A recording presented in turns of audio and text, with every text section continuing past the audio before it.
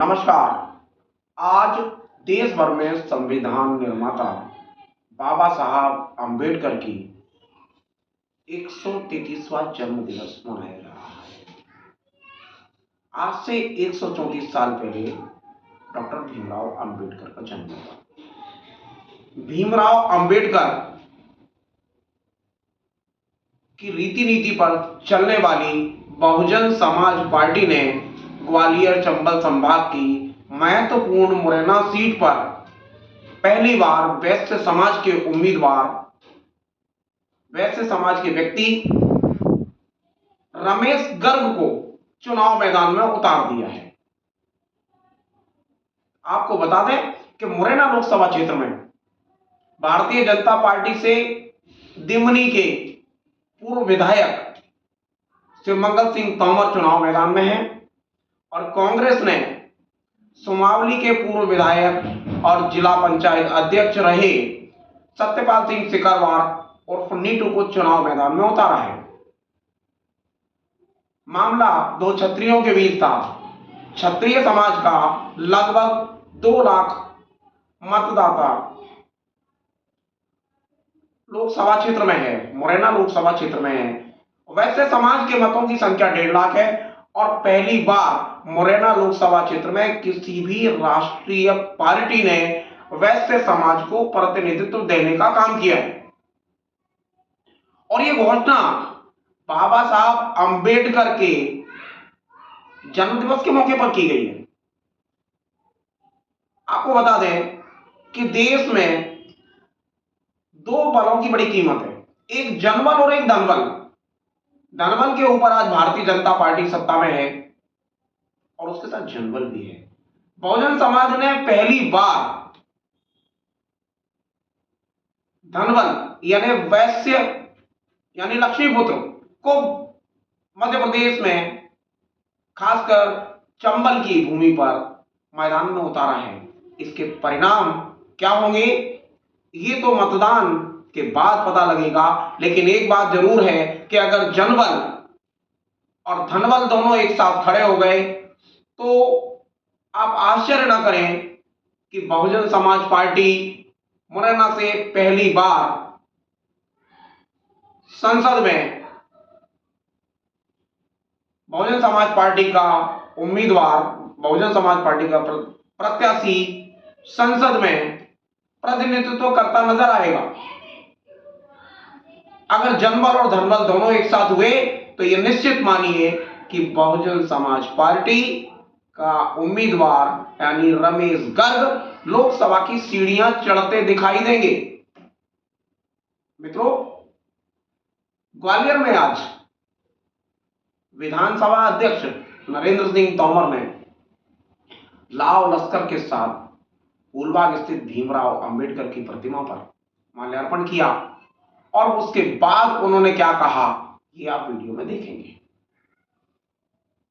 Bahujan Samaj party बाबा साहब अंबेडकर के रीति और नीतियों पर चलती है, विचारों पर चलती है। कहने को ये वादा तो भारतीय जनता पार्टी भी कर रही है, कांग्रेस भी कर रही है और आज भारतीय जनता पार्टी ने एक बहुत बड़ा काम किया है कि बाबा साहब अंबेडकर के जन्म दिवस के मौके पर ही अपना संकल्प पत्र जारी किया है। संकल्प पत्र में 2 बातों का पता नहीं है। पहली बात, महंगाई और बेरोजगारी ये दोनों गायब हैं और दूसरी बात कि जो हिंदुत्व का मुद्दा है जिसको सीधे हार्डकोर हिंदुत्व के नाम पर मोदी और शाह की जोड़ी बैकफुट पर आ गई। भले ही बयानों में प्रधानमंत्री जी, गृह मंत्री अमित शाह लगातार बात करते हैं सनातन धर्म की, काशी और मथुरा की, लेकिन यहां जब बात संकल्प पत्र की आई है तो काशी भी गायब है और मथुरा भी गायब है। मित्रों, ये जो छंदम राष्ट्रवाद है, लोग तो सेकुलरिस्ट को भी छंदम कहते हैं।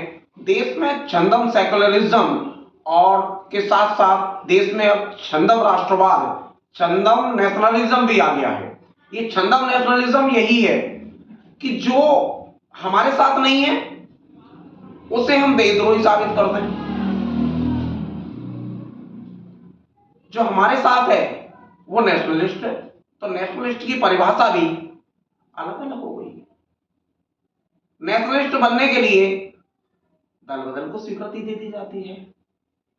मध्य प्रदेश में जिस स्तर पर दल बदल हुआ है कांग्रेस से भाजपा में आने का, और जिस तरह से हवा दी गई है, ये वो नेशनलिस्ट नहीं है। सुभाष चंद्र बोस थे नेशनलिस्ट, देश में भगत सिंह थे नेशनलिस्ट, देश में महात्मा गांधी थे नेशनलिस्ट, देश में संविधान निर्माता डॉक्टर भीमराव अंबेडकर थे नेशनलिस्ट, देश में अब्दुल कलाम आजाद थे नेशनलिस्ट, देश में बाबू राजेंद्र प्रसाद थे नेशनलिस्ट, देश में बीपी मंडल थे नेशनलिस्ट, देश में गोविंद बल्लभ पंत थे नेशनलिस्ट, देश में हरिविष्णु कामत थे नेशनलिस्ट, देश में युवा चंद्रशेखर थे, चौधरी चरण सिंह जी थे। ये नेशनलिस्ट थे। ये कैसा नेशनलिज्म है कि चेहरा संविधान निर्माता का दिखाएंगे, बात सबका साथ सबके विकास की करेंगे, और काम केवल जातिगत आधार पर करेंगे। सोशल इंजीनियरिंग शब्द भी भारतीय जनता पार्टी के कभी संगठन मंत्री रहे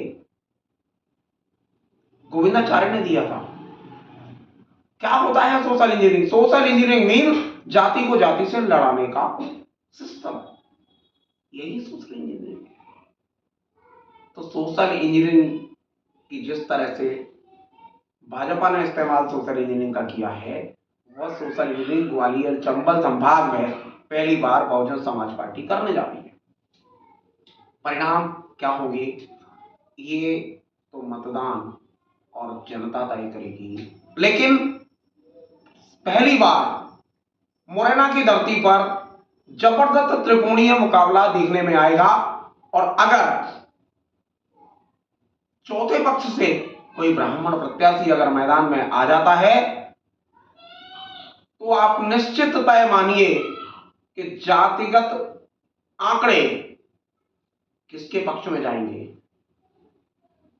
ये तो समय तय करेगा। लेकिन इतना जरूर है कि मुरैना की धरती से एक बार धनबल और जनबल की संयुक्त आवाज की धमक सुनाई देने का वक्त आ गया है। मित्रों, बहुत बहुत धन्यवाद।